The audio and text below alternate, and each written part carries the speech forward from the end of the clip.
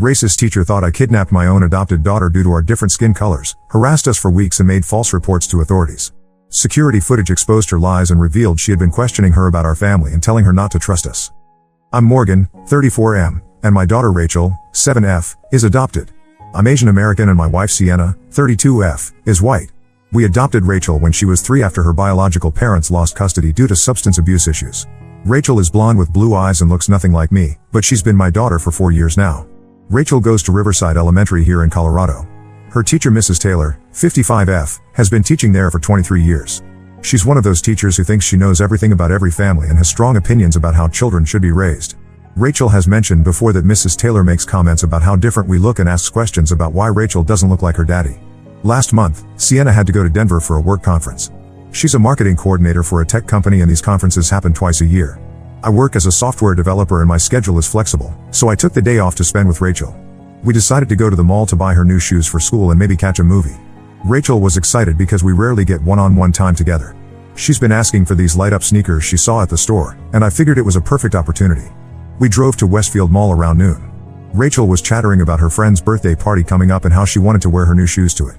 We went to the shoe store first. Rachel tried on 3 different pairs before settling on the one she originally wanted. The clerk was friendly and complimented Rachel on her choice. We paid and headed to the food court to grab lunch before the movie. Rachel wanted pizza and I got a sandwich. We sat at a table near the fountain where Rachel could watch the water while she ate. After lunch, we walked around the mall. Rachel saw a toy store and asked if we could look inside. I said yes, and we spent about 20 minutes looking at different toys. Rachel found a small stuffed elephant she really liked, so I bought it for her. She hugged it tight and said it looked like the elephant from her favorite book. We were walking toward the movie theater when Rachel spotted the candy store. She asked if she could get some gummy bears for the movie.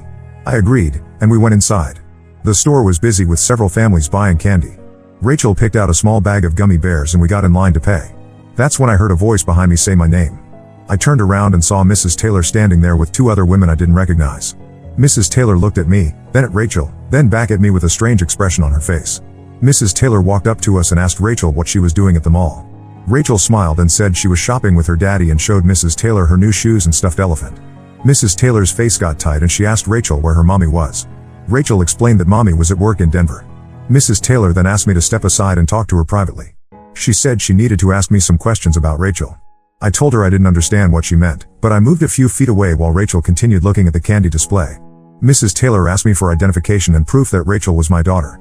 I was confused and asked her why she needed that.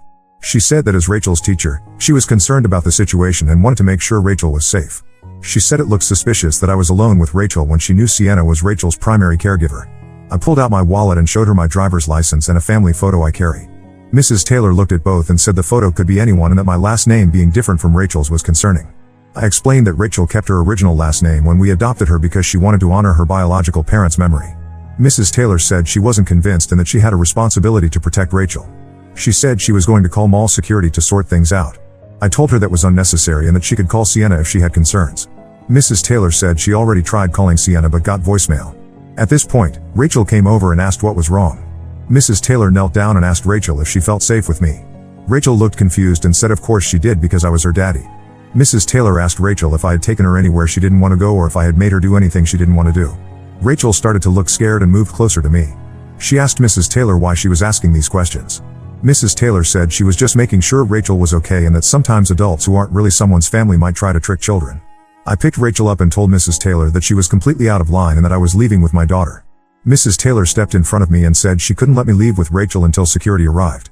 She said she was protecting Rachel from a potentially dangerous situation. The 2 women with Mrs. Taylor moved closer and one of them said she thought Mrs. Taylor was right to be concerned.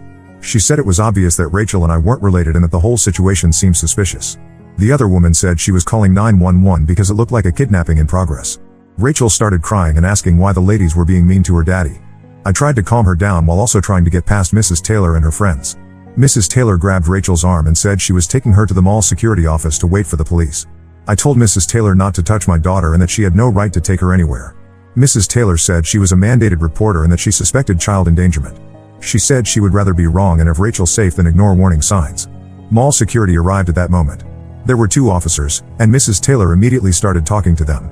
She said she was Rachel's teacher and that she was concerned about Rachel's safety. She said I had no proof that Rachel was my daughter and that I was acting suspiciously. The security officers asked me for identification and asked about my relationship to Rachel. I showed them my license and explained that Rachel was my adopted daughter. I also showed them the family photo and Rachel's adoption papers that I keep in my wallet for situations like this. One of the security officers asked Rachel if she knew me. Rachel said I was her daddy and that we were buying candy for the movie. The officer asked Rachel if she felt safe with me, and Rachel said yes. The officer asked Rachel what my name was, and Rachel said Daddy Morgan. The security officer looked at Mrs. Taylor and said it appeared that Rachel was indeed my daughter and that there was no issue. Mrs. Taylor argued that adoption papers could be faked and that the whole situation was suspicious. She said she wanted to wait for the police to arrive and have them sorted out. The police arrived about 10 minutes later. There were 2 officers, and they spoke with Mrs. Taylor first. She repeated her concerns and said she was acting in Rachel's best interest. She said she had never seen me at any school functions and that Sienna was always the one who came to parent-teacher conferences. The officers then spoke with me. I explained the situation and showed them my identification and Rachel's adoption papers. I also gave them Sienna's phone number and asked them to call her. One of the officers called Sienna and put her on speakerphone. Sienna confirmed that I was her husband and Rachel's father. She said she was in Denver for work and that she had planned this day for Rachel and me to spend together. She said she was upset that Mrs. Taylor was harassing her family and that she wanted to file a complaint. The officer spoke with Rachel again. Rachel told them that I was her daddy and that we lived together with her mommy. She said we were having a fun day together and that she didn't understand why Mrs. Taylor was being mean. The officers told Mrs. Taylor that there was no evidence of any wrongdoing and that I was clearly Rachel's father. They said she had no legal authority to detain Rachel and that her actions could be considered harassment. Mrs. Taylor said she was just trying to protect Rachel and that she still had concerns. The officers suggested that Mrs. Taylor contact Child Protective Services if she had ongoing concerns about Rachel's welfare, but they said there was no basis for any immediate action. They told Mrs. Taylor and her friends to leave us alone and said they would file a report about the incident. Mrs. Taylor left with her friends, but not before saying that she would be keeping a close eye on Rachel at school. Rachel was still crying and asking why her teacher was mad at her. I bought her the gummy bears and we went to see the movie, but Rachel was quiet and distracted the whole time. We went home early and Rachel went straight to her room. She didn't want to talk about what happened and she didn't want to play with her new toy. When Sienna got home that evening, Rachel ran to her and started crying again. Sienna held her and asked what was wrong. Rachel told Sienna about what happened at the mall and how Mrs. Taylor said I might not be her real daddy. Sienna got very quiet and asked me to tell her exactly what happened. I went through the whole story, and Sienna's face got redder as I talked. Sienna said she was going to the school first thing Monday morning to speak with the principal. She said Mrs. Taylor had crossed a line and that she wanted her removed from Rachel's class. Sienna also said she was going to file a complaint with the school district and possibly pursue legal action. I told Sienna that I was worried about how this would affect Rachel at school. Rachel already felt different from her classmates because of the adoption, and I didn't want this to make things worse for her. Sienna said that Mrs. Taylor had created this situation and that we needed to protect Rachel from further harassment. Rachel has been different since the mall incident. She's been clingy and asking more questions about the adoption. She asked me if I was really her daddy and if Mrs. Taylor was right that we don't look alike. I assured her that I am her father and that families come in all different combinations. Rachel also asked if she was going to get in trouble at school because of what happened. I told her that she did nothing wrong and that Mrs. Taylor was the one who made a mistake. Rachel said she was scared to go back to school and see Mrs. Taylor. Sienna took Monday off work to go to the school with me. We met with Principal Johnson and explained what happened at the mall. Principal Johnson said she was shocked by Mrs. Taylor's behavior and that it was completely inappropriate. She said she would be investigating the matter and taking appropriate action. Principal Johnson also said she would be speaking with Mrs. Taylor about maintaining professional boundaries and understanding family diversity. She said the school district had policies about discrimination and that Mrs. Taylor's actions potentially violated those policies. We asked if Rachel could be moved to a different class, but Principal Johnson said it was difficult to do mid-semester without a compelling reason.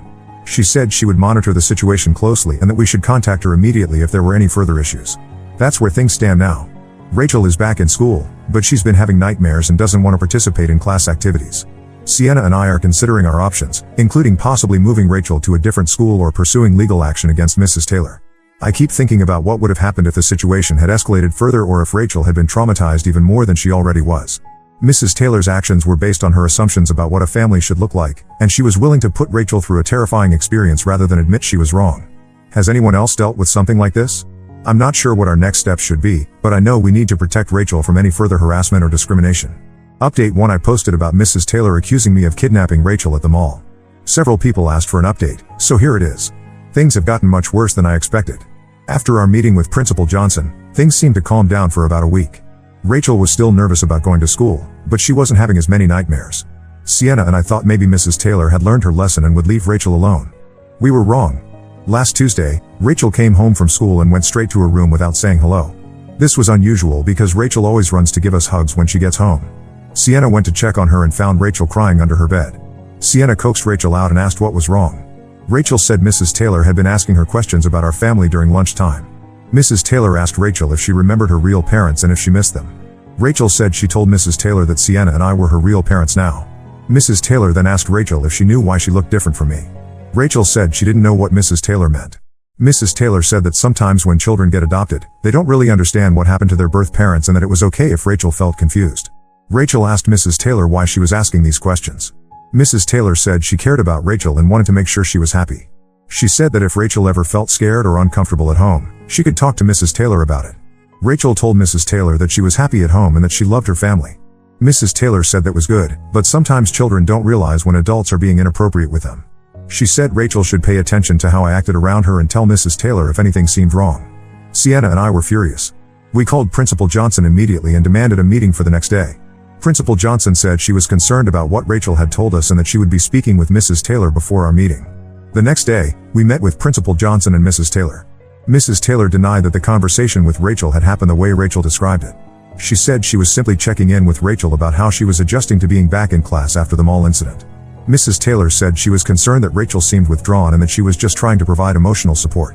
She said she had every right to talk to her students about their well-being and that we were overreacting to her attempts to help Rachel. Sienna asked Mrs. Taylor to explain exactly what she meant by helping Rachel. Mrs. Taylor said that adopted children often have adjustment issues and that she was trained to recognize signs of distress in children. She said Rachel's behavior had changed since the mall incident and that she was monitoring the situation. I asked Mrs. Taylor why she thought Rachel's behavior had changed. Mrs. Taylor said that Rachel had become more clingy and attention-seeking in class. She said Rachel had started asking more questions about families and seemed confused about family structures. Sienna pointed out that Rachel's behavior changes were likely due to being harassed by her teacher, not because of any problems at home. Mrs. Taylor said she understood that we were defensive, but that her professional experience told her there might be more to the situation than we were admitting. Principal Johnson asked Mrs. Taylor to clarify what she meant by that statement. Mrs. Taylor said she had concerns about the family dynamic and that she thought Rachel might benefit from talking to the school counselor about her adoption and family situation. Sienna asked Mrs. Taylor if she had any specific concerns about Rachel's safety or well-being at home. Mrs. Taylor said she couldn't discuss specific concerns due to confidentiality, but that she was keeping detailed notes about Rachel's behavior and our interactions with the school. Principal Johnson said she was disappointed in Mrs. Taylor's continued focus on our family rather than on Rachel's educational needs. She said Mrs. Taylor would be required to attend additional training on cultural sensitivity and family diversity. Mrs. Taylor said she didn't need training because she had been teaching for over 20 years and knew how to recognize when children were in distress. She said she was disappointed that the school administration was more concerned about avoiding controversy than protecting students. Principal Johnson ended the meeting by saying she would be monitoring Mrs. Taylor's interactions with Rachel closely and that any further inappropriate behavior would result in disciplinary action. She also said Rachel could visit the school counselor if she wanted to, but it would be Rachel's choice, not a requirement. After the meeting, Sienna and I felt like we had won a small victory, but Mrs. Taylor's attitude made it clear that she hadn't changed her mind about our family. We decided to start documenting everything that happened with Rachel at school in case we needed to take further action. 2 days later, Rachel came home and said Mrs. Taylor had asked her to stay after class to clean the blackboard. Rachel said she was the only student asked to stay, and Mrs. Taylor had used that time to ask her more questions about our family. Mrs. Taylor asked Rachel if she remembered anything about her birth parents. Rachel said she remembered some things but that she was happy with her family now. Mrs. Taylor asked Rachel if she ever wondered why her birth parents couldn't take care of her. Rachel said she knew her birth parents had problems and that's why she needed a new family. Mrs. Taylor said that was a very grown-up way to think about it and asked Rachel if anyone had ever explained to her what kinds of problems her birth parents had. Rachel said she didn't want to talk about it anymore and asked if she could go back to her seat. Mrs. Taylor said that was fine, but that Rachel should remember that she could always talk to her if she had questions or felt confused about anything. Rachel said she told Mrs. Taylor that she talked to Sienna and me about everything and that we answered all her questions. Mrs. Taylor said that was good, but sometimes children need to talk to other adults too, especially when they have questions their parents might not be able to answer. Rachel asked what kinds of questions Mrs. Taylor meant. Mrs. Taylor said questions about why families look different and why some children need new families. Rachel said she already knew the answers to those questions and that she didn't need to talk about them anymore. Mrs. Taylor said that was fine, but that she was always available if Rachel changed her mind. Rachel said she asked Mrs. Taylor if she could go back to her seat because she wanted to pack up her backpack.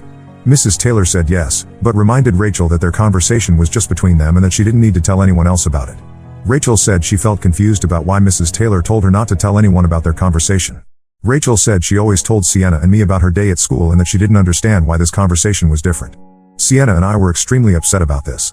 The fact that Mrs. Taylor had told Rachel not to tell anyone about their conversation was a major red flag. We called Principal Johnson immediately and demanded another meeting.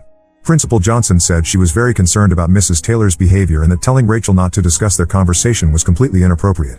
She said she would be meeting with Mrs. Taylor immediately and that there would be consequences for her actions.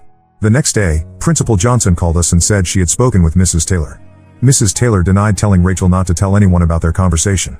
She said she had simply reminded Rachel that their talks were private and that Rachel didn't need to worry about sharing every detail with other people. Principal Johnson said she had also reviewed Mrs. Taylor's notes about Rachel and found that she had been documenting Rachel's behavior and our family interactions in excessive detail. She said some of the notes contained inappropriate speculation about our family dynamics and Rachel's emotional state. Principal Johnson said she had decided to remove Mrs. Taylor from Rachel's class effective immediately. She said Mrs. Taylor would be transferred to a different grade level and that Rachel would be assigned to Mrs. Rodriguez's class for the remainder of the school year. Sienna and I were relieved that Rachel would be away from Mrs. Taylor, but we were also concerned about how the transition would affect Rachel. We met with Mrs. Rodriguez the next day and explained the situation. Mrs. Rodriguez said she was aware of what had happened and that she would work with Rachel to help her feel comfortable in her new class. Mrs. Rodriguez seemed genuinely caring and professional. She asked Rachel about her interests and hobbies and made her feel welcome in the new classroom. Rachel seemed to like Mrs. Rodriguez and was excited about joining her class. However, we found out from another parent that Mrs. Taylor had been telling other teachers and staff members about our family situation. She had been sharing details about Rachel's adoption and expressing her concerns about Rachel's well-being. Several teachers had heard Mrs. Taylor's version of events and had formed opinions about our family based on her information. This created an uncomfortable situation for Rachel at school. Some teachers and staff members looked at us differently during pickup and drop-off times. Rachel noticed that some adults at school seemed to be watching her more closely and asking her more questions about how she was doing. Rachel asked us why everyone at school was being weird around her. We explained that sometimes adults make mistakes and that it takes time for things to get back to normal. Rachel said she wished she could go to a different school where nobody knew about what happened with Mrs. Taylor. Sienna and I have been discussing whether we should transfer Rachel to a different school. We're worried that the situation with Mrs. Taylor has created a lasting negative impact on Rachel's school experience. We're also concerned that Mrs. Taylor's influence might continue to affect how other staff members treat Rachel. We've also been considering legal action against Mrs. Taylor and the school district. Several people have suggested that Mrs. Taylor's behavior constituted harassment and discrimination based on our family structure. We consulted with a lawyer who said we might have grounds for a civil rights violation claim. The lawyer said that Mrs. Taylor's actions appeared to be motivated by bias against adoptive families and interracial families. He said her pattern of behavior suggested that she had predetermined negative assumptions about our family and that she had acted on those assumptions in ways that harmed Rachel. However, the lawyer also said that proving discrimination in this type of case could be challenging and expensive. He said we would need to document the ongoing impact on Rachel and demonstrate that the school district failed to adequately address Mrs. Taylor's behavior. We're still deciding what to do next. Rachel is doing better in her new class, but she's still having some anxiety about school. She asks us regularly if Mrs. Taylor is going to try to take her away from us again. We reassure her that Mrs. Taylor has no authority to do that, but Rachel still seems worried. Sienna has been looking into other schools in our area in case we decide to transfer Rachel. We want to make sure Rachel has a fresh start without the baggage of this situation following her. We also want to make sure that any new school we choose has policies in place to prevent this type of harassment from happening again. I'll post another update once we make some decisions about Rachel's schooling and whether we're going to pursue legal action. Right now, we're just focused on making sure Rachel feels safe and supported. Update 2: This situation has become much more complicated than I expected. I need to share what's been happening because I'm not sure how to handle it anymore. After we moved Rachel to Mrs. Rodriguez's class, things seemed to be getting better. Rachel was happier at school and her nightmares had mostly stopped. Mrs. Rodriguez was wonderful and made Rachel feel welcome. We thought the worst was behind us. Then Sienna's sister Kate, 29F, called us 2 weeks ago. Kate lives in Arizona and we only talk to her a few times a year. She's always been distant from our family, especially since we adopted Rachel. Kate never seemed comfortable with the adoption and made comments about how we were taking on someone else's problems. Kate told Sienna that she had been contacted by someone claiming to be a social worker who was investigating our family. The person said they were looking into allegations of child endangerment and wanted to interview Kate about our fitness as parents. Kate said she was confused and asked the person to explain what this was about. The person told Kate that there had been reports of concerning behavior involving Rachel and that they were conducting a thorough investigation. They asked Kate about our relationship with Rachel and whether she had any concerns about Rachel's safety or well-being. Kate said she told the person that she didn't have any concerns and that Rachel seemed happy when she visited us. The person then asked Kate specific questions about my background and whether she thought I was capable of caring for Rachel properly. Kate said the questions seemed strange and that the person seemed to already have formed opinions about our family. She said the person asked leading questions about whether Rachel seemed afraid of me or whether I had ever displayed inappropriate behavior toward Rachel. Kate told the person that she had never witnessed any inappropriate behavior and that Rachel clearly loved me. The person then asked Kate if she thought Rachel would be better off in a different family situation, perhaps with relatives who looked more like her. Kate said she was uncomfortable with the direction of the conversation and asked the person for their credentials and contact information. The person said they would call Kate back with that information, but Kate never heard from them again. Kate decided to call us because she was worried that someone was trying to cause trouble for our family. She said the person's questions seemed designed to get negative information about us rather than to genuinely investigate Rachel's well-being. Sienna and I were shocked and immediately called the local Child Protective Services office to ask if there was an investigation into our family. The supervisor we spoke with said there was no active investigation and no reports filed against us. She said if someone was claiming to be a social worker investigating our family, it was likely fraudulent. The supervisor said we should file a police report if someone was impersonating a social worker. She also said we should be aware that making false reports to Child Protective Services was a crime and that we could pursue charges if we found out who was responsible. Sienna and I were pretty sure we knew who was behind this. We suspected that Mrs. Taylor was trying to cause problems for our family even after being removed from Rachel's class.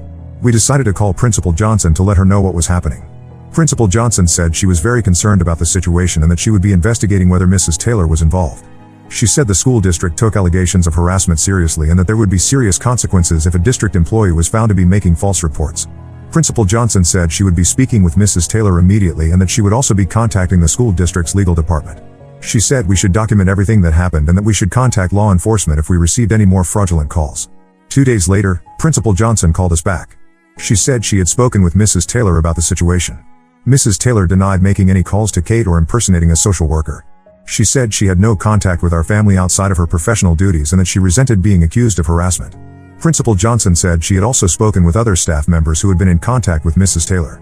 She said she had learned that Mrs. Taylor had been discussing our family situation with people outside of the school district, including members of her church and her book club.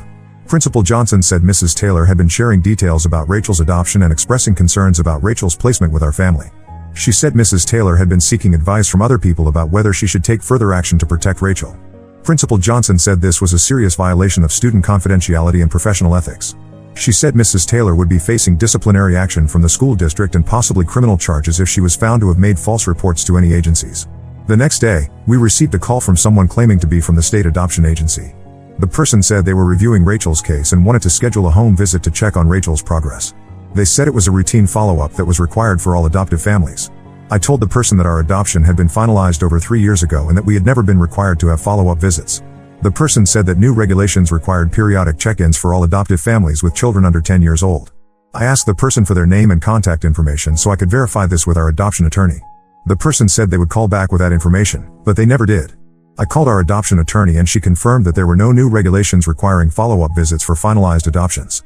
Our attorney said it sounded like someone was trying to gain access to our home under false pretenses. She said we should not allow anyone into our home who could not provide proper credentials and that we should report these incidents to the police. We filed a police report about the fraudulent calls. The detective assigned to our case said this type of harassment was becoming more common and that it was often motivated by bias against adoptive families or interracial families. He said they would be investigating the calls and trying to trace their origin. The detective said we should be very careful about protecting our personal information and that we should not engage with anyone who contacted us claiming to be from official agencies without verifying their credentials first. He said we should also consider changing our phone number if the calls continued. Rachel started asking us why we were getting so many phone calls and why we seemed worried all the time. We tried to explain that some adults were being mean to our family but that we were handling it. Rachel asked if Mrs. Taylor was still trying to take her away from us. We assured Rachel that Mrs. Taylor had no power to take her away from us and that we were protecting her from people who wanted to cause trouble. Rachel said she was scared that someone might try to take her away while she was at school. Sienna and I decided that we needed to take more serious action. We contacted the lawyer who had consulted with us earlier and asked him to help us pursue legal action against Mrs. Taylor. The lawyer said the fraudulent calls and harassment added strength to our case. The lawyer said we could pursue charges of stalking, harassment, and possibly civil rights violations. He said Mrs. Taylor's pattern of behavior suggested that she was targeting our family based on our racial and family composition. He said this type of discrimination was illegal and that we could seek damages for the harm caused to Rachel. The lawyer sent a cease and desist letter to Mrs. Taylor demanding that she stop all contact with our family and stop discussing our family situation with other people. The letter also demanded that she stop making false reports to any agencies or impersonating official personnel. Mrs. Taylor responded through her own lawyer, denying all of the allegations. Her lawyer said Mrs. Taylor had been acting within her professional duties as a teacher and that she had legitimate concerns about Rachel's well-being. Her lawyer said Mrs. Taylor had not made any false reports and that she had not harassed our family. Mrs. Taylor's lawyer also said that Mrs. Taylor had a right to free speech and that she could discuss her concerns about students with other people. The lawyer said Mrs. Taylor's actions were protected by her status as a mandated reporter and that she had been acting in Rachel's best interest. Our lawyer said Mrs. Taylor's response was typical of someone trying to justify discriminatory behavior. He said her claims about acting in Rachel's best interest were contradicted by her pattern of harassment and her focus on our family's racial composition rather than Rachel's actual well-being. The school district's investigation concluded that Mrs. Taylor had violated multiple policies regarding student confidentiality and professional conduct. Principal Johnson called us to say that Mrs. Taylor would be suspended without pay for the remainder of the school year and that she would be required to complete extensive training before being allowed to return to teaching. Principal Johnson also said that Mrs. Taylor would be transferred to a different school and that she would not be allowed to have any contact with Rachel or our family. She said the school district was taking the situation very seriously and that they were committed to ensuring that Rachel felt safe at school. However, the police investigation into the fraudulent calls was not making much progress. The detective said the calls appeared to be coming from prepaid phones and that it was difficult to trace them back to a specific person. He said they were continuing to investigate, but that it might take time to identify the caller. In the meantime, we decided to transfer Rachel to a different school for the next school year. We found a school with a good reputation for diversity and inclusion, and Rachel seemed excited about the fresh start. We also decided to change our phone number to stop the harassing calls. Rachel's new school has been wonderful. The teachers and staff are welcoming and professional, and Rachel is thriving in her new environment. She's made new friends and seems to have put the situation with Mrs. Taylor behind her. We're still pursuing legal action against Mrs. Taylor, but it's a slow process. Our lawyer says we have a strong case, but that it could take months or even years to resolve. We're prepared to see it through because we want to make sure Mrs. Taylor can't do this to another family. The whole experience has been exhausting and expensive, but we're glad we stood up for our family. Rachel is doing well and that's what matters most. We're hoping that by pursuing legal action, we can prevent Mrs. Taylor from targeting other families in the future. Update 3. I wanted to give everyone a final update on this situation since so many people have been following our story. The legal case has been resolved, and we've finally been able to move on with our lives. Our lawyer was able to prove that Mrs. Taylor was behind the fraudulent calls to Kate and the fake social worker contacts. The police investigation found that Mrs. Taylor had been using her church directory to find people connected to our family, and she had been making calls from different locations to avoid detection. The evidence showed that Mrs. Taylor had been obsessed with our family situation and had been documenting everything about Rachel's behavior and our interactions with the school. She had been sharing this information with members of her church and asking them to pray for Rachel's safety from her dangerous adoptive father. Mrs. Taylor had convinced several people at her church that Rachel was in danger and that the school district was failing to protect her. She had enlisted some of these people to help her gather information about our family and to make calls to Kate and other relatives. The police found text messages and emails between Mrs. Taylor and her church friends discussing strategies to get Rachel removed from our home.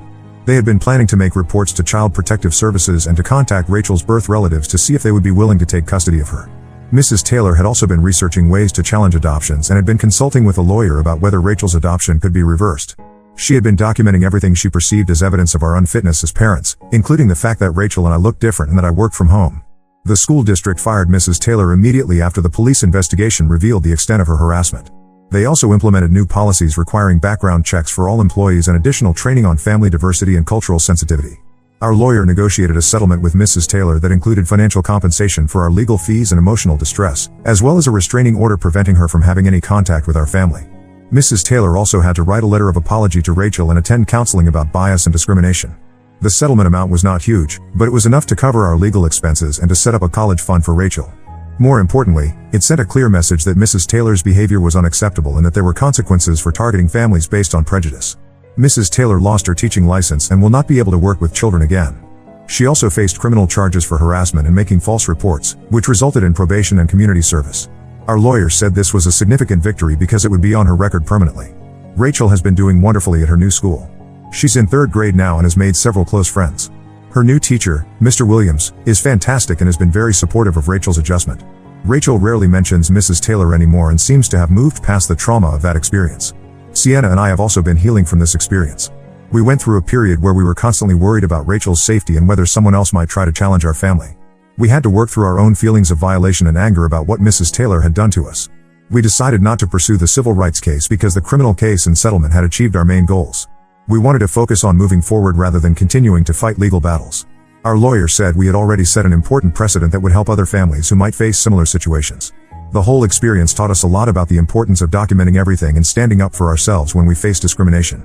We learned that sometimes people in positions of authority will abuse their power based on their personal prejudices, and that we can't rely on institutions to always protect us. We also learned the importance of having a strong support network. Our adoption attorney was invaluable in helping us navigate the legal system, and Rachel's new school community has been incredibly welcoming. We've connected with other adoptive families who have faced similar challenges, and we've found strength in sharing our experiences. Rachel is now 9 years old and continues to thrive. She's involved in soccer and drama club at school, and she's developed a passion for reading and art. She occasionally asks questions about the situation with Mrs. Taylor, but mostly she seems to understand that some adults make bad choices and that we protected her from someone who was trying to hurt our family. We've never regretted our decision to fight back against Mrs. Taylor's harassment.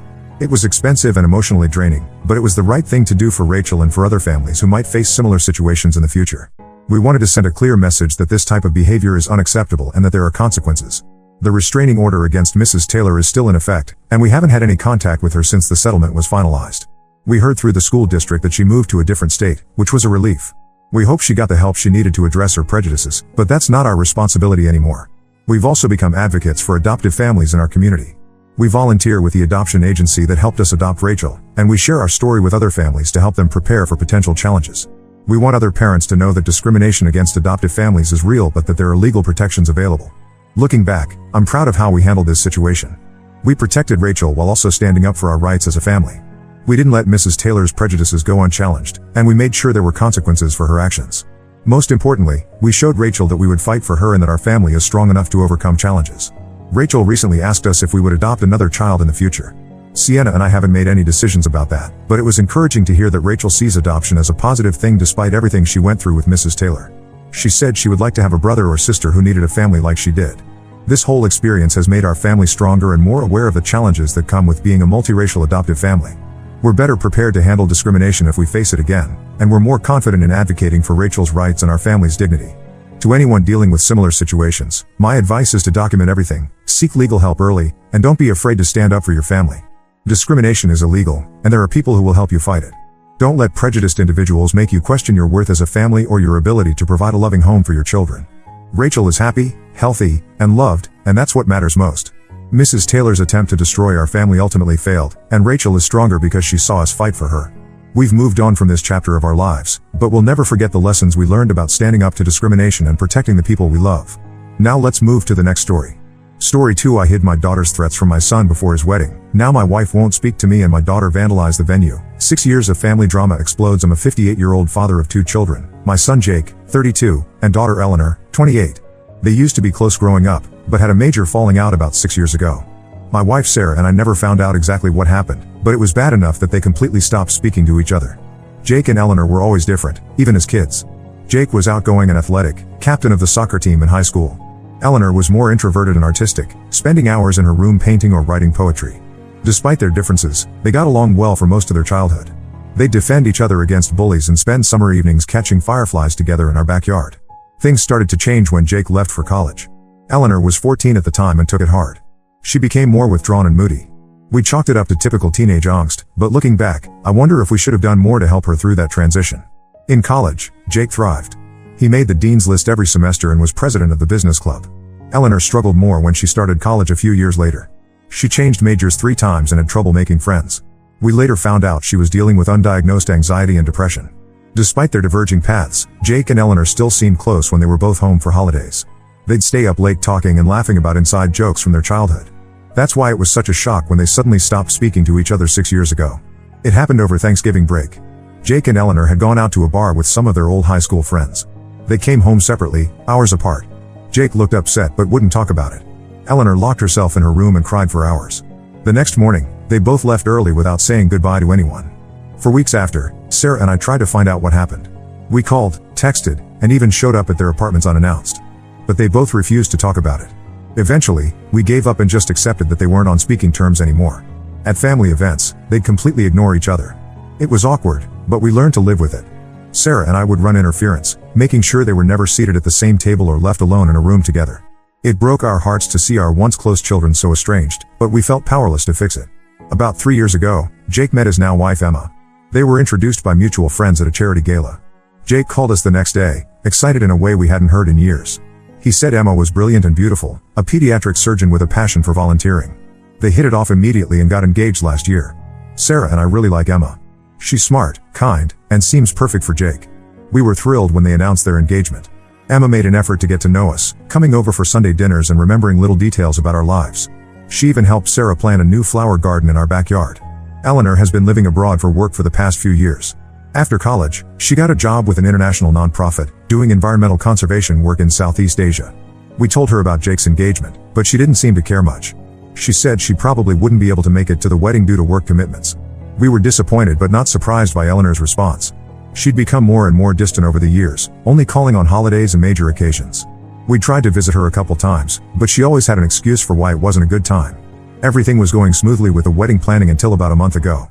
Jake and Emma had chosen a beautiful vineyard venue, and Sarah was helping with the flower arrangements. We were all excited and busy with preparations. Then, out of the blue, I got a hysterical phone call from Eleanor. It was the middle of the night for her, and at first, I thought something terrible had happened. She was furious and crying, accusing me of playing favorites with Jake. When she calmed down a bit, she dropped a bombshell. She and Emma had dated briefly in college. Apparently, Emma and Eleanor had an intense relationship during Emma's freshman year. Eleanor was a junior at the time. Emma had broken things off suddenly, leaving Eleanor heartbroken. Now, Eleanor was convinced that Emma was only marrying Jake to get back at her. I was shocked and didn't know what to think. This revelation put everything in a new light: Jake and Eleanor's falling out, Emma's occasional discomfort when we brought up Eleanor's reluctance to come home. It felt like the missing piece of a puzzle we'd been trying to solve for years. Eleanor demanded that I stop the wedding and disown Jake unless he broke up with Emma. She said if I didn't, she'd take matters into her own hands.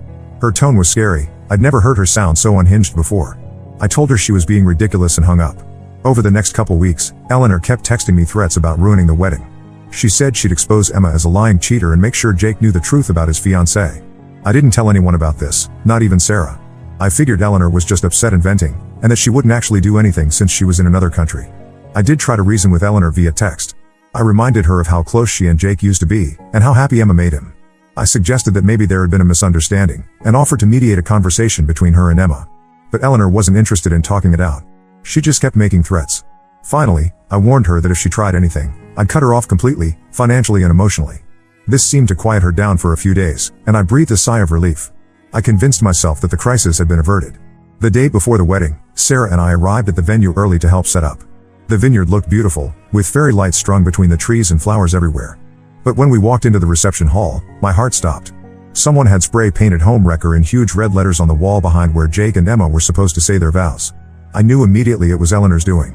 In a panic, I quickly arranged to have the graffiti covered up before anyone else saw it. I told the venue staff it was a prank by some local kids and paid them extra to keep quiet about it. I didn't tell Sarah or anyone else what had happened. The ceremony went off without a hitch and no one was the wiser. Jake and Emma looked so happy as they said their vows. Sarah cried tears of joy. I felt guilty keeping this secret, but I told myself it was for the best. Why ruin their special day? It wasn't until after the reception that Jake and Emma asked about the strange backdrop we'd used for the ceremony. They'd noticed it looked hastily put together and didn't match the rest of the decor. I knew I couldn't keep lying, so I finally came clean and told them everything: Eleanor's phone call, the threats, and the graffiti. Jake and Emma were upset but thanked me for protecting them from the drama on their wedding day. Jake said he'd had no idea about Eleanor and Emma's past relationship. Emma was quiet, looking guilty and scared. Sarah, on the other hand, was furious with me. She said I should have told everyone as soon as Eleanor started making threats. She accused me of having a savior complex and always trying to fix things myself instead of being upfront. She brought up other instances from our past where I'd tried to handle problems on my own without involving her. We got into a big fight about it. Sarah thinks I put Jake and Emma in danger by not warning them. She said Eleanor could have done something much worse than graffiti, and we would have been unprepared. I maintain that I was just trying to protect them and ensure their wedding wasn't ruined. It's been days and Sarah is still angry with me. She's sleeping in the guest room and barely speaking to me. Jake and Emma left for their honeymoon, and I'm worried about what they'll come home to. I feel like I've ruined everything by trying to keep the peace. I truly thought I was doing the right thing, but now I'm second-guessing myself. Did I handle this all wrong? Should I have been more upfront from the beginning? I'm lost and don't know how to fix this mess I've created. So Reddit, Ida for not telling my son about his sister's threats before the wedding? Update 1: It's been about 2 weeks since my original post, and a lot has happened. First, I want to thank everyone for their feedback. Reading through the comments made me realize I needed to have an honest conversation with Sarah about everything. When I finally worked up the courage to talk to Sarah, she revealed that her anger wasn't just about this specific incident. Apparently, I have a long-standing pattern of trying to fix things on my own without communicating. She brought up several examples from over the years that I hadn't even realized were issues. One instance she mentioned was from when Jake was in high school. He was struggling with calculus and his grades were slipping. Instead of discussing it with Sarah or Jake's teachers, I spent weeks secretly tutoring him after school. I thought I was helping, but Sarah felt left out of an important parenting decision. Another example was when Eleanor was having trouble making friends in middle school. I arranged playdates and sleepovers without telling Eleanor, thinking I was solving the problem. But it just made Eleanor feel even more socially awkward and pressured. The most significant example was when Jake and Eleanor first had their falling out 6 years ago. I tried to trick them into reconciling by inviting them both to dinner without telling them the other would be there. It backfired horribly. Eleanor left in tears and Jake didn't speak to me for weeks. Sarah was furious with me then too, but I didn't see it as part of a larger problem. Hearing all this made me realize that Sarah was right. I do have a tendency to try to handle everything myself. I've always seen it as my job to protect my family and solve problems, but I now understand how my actions have often made things worse. I apologized to Sarah and promised to work on being more communicative going forward. After clearing the air with Sarah, we decided to reach out to Jake and Emma. They had just returned from their honeymoon, and we invited them over for dinner to discuss everything that happened. When they arrived, I started by apologizing for not telling them about Eleanor's threats sooner. Jake was understanding but admitted he wished he'd known what was going on. Emma was quieter and seemed more shaken by the whole thing. We asked them to tell us the full story of what happened between Emma and Eleanor in college. Emma explained that she and Eleanor had met at a LGBTQ+ student group meeting during Emma's freshman year. Eleanor was a junior and took Emma under her wing, helping her navigate coming out in college life. Their friendship turned romantic after a few months. Emma said it was intense and all-consuming, her first real relationship.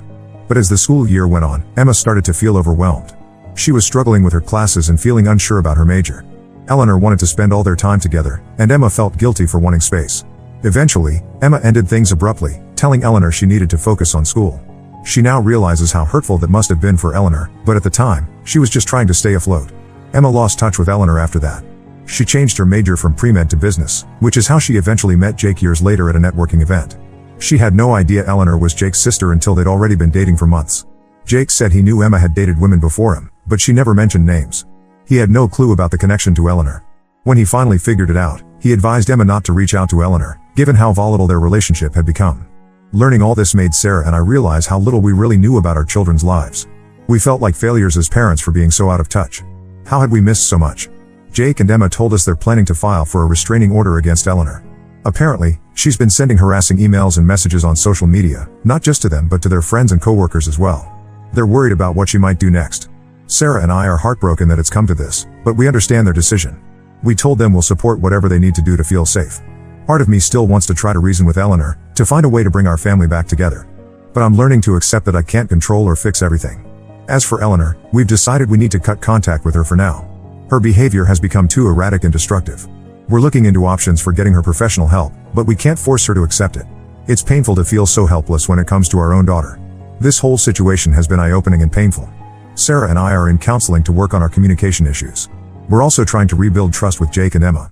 It's a slow process, but I'm committed to doing better for my family. I know now that I should have handled things very differently from the start. I'm working on breaking my habit of trying to fix everything myself. It's not easy to change patterns that have been in place for decades, but I'm trying. I just hope it's not too late to repair the damage I've done. Update 2: It's been about a month since my last update. Things have calmed down somewhat, but we're still dealing with the fallout from everything that's happened. Jake and Emma did end up filing for a restraining order against Eleanor. The hearing was last week, and it was granted. Eleanor didn't show up to contest it, which honestly was probably for the best. The judge reviewed the evidence of her harassment, the threatening messages, the wedding vandalism, and some disturbing posts she'd made online about Emma, and quickly ruled in Jake and Emma's favor. We haven't heard directly from Eleanor since before the wedding. However, we found out through mutual acquaintances that she's been telling people a very warped version of events. She's claiming that Emma stole Jake from her and that we've all conspired against her. Some distant relatives have been calling us, confused and concerned about what's really going on. It's painful to hear how delusional Eleanor has become. Sarah and I have been struggling with guilt, wondering where we went wrong as parents. We've started seeing a family therapist to work through some of these feelings.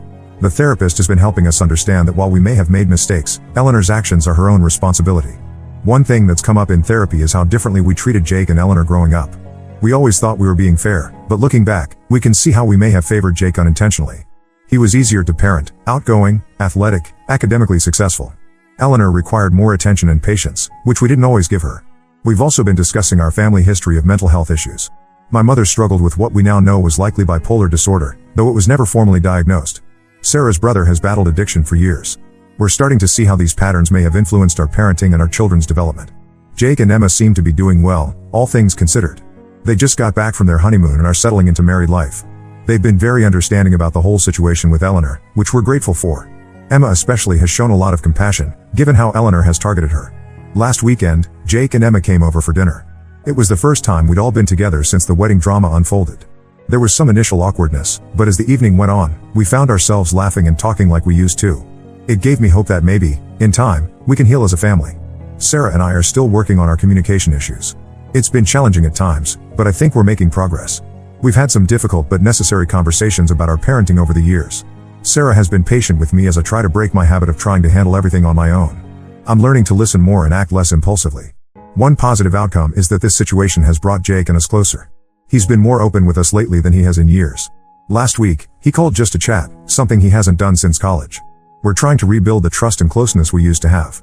As for Eleanor, we're at a loss. We've tried reaching out through intermediaries to offer help, but she's rejected all contact. Her old roommate told us that Eleanor lost her job recently and has been acting erratically.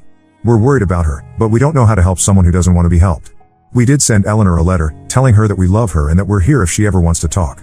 We also urged her to seek professional help. We haven't heard back, but we hope that someday she'll be ready to reconnect. For now, we're focused on healing as a family and moving forward. It's not easy, and there are still tough days. But we're committed to learning from this experience and being better going forward.